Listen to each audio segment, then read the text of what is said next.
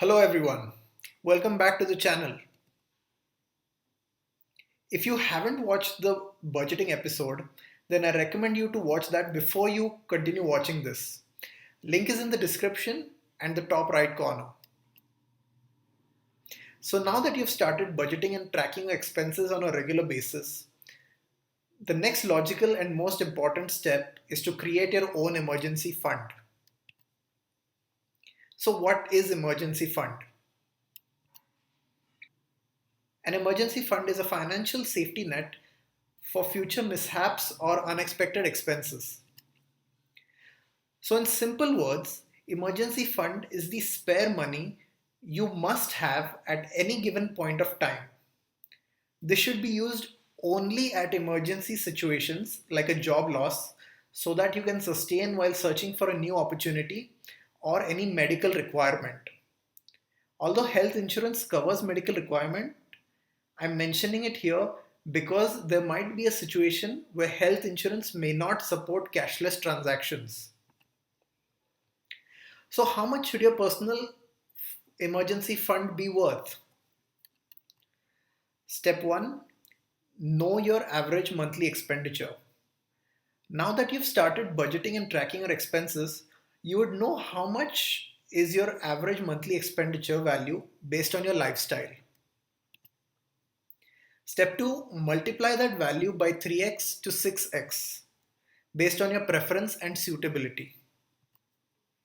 Step 3, it's sorted and done. That's your emergency fund value.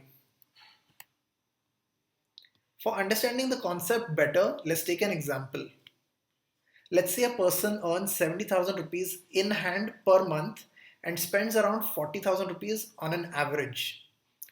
So we multiply the monthly expenditure of 40,000 rupees with emergency factor of 3 to 6.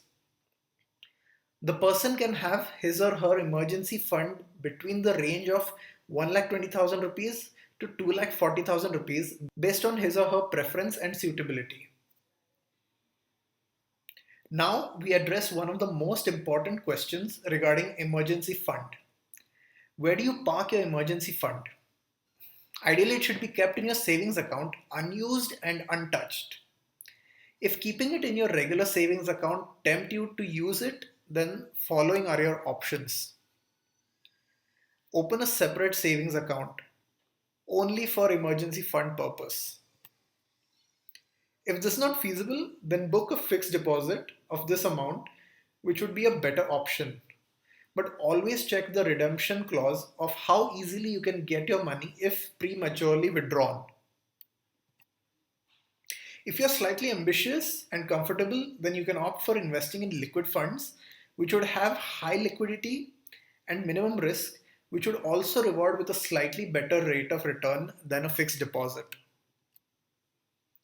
That's it for today on emergency funds. If you enjoyed this video, then please like, comment, share, and subscribe. Until next time, stay invested.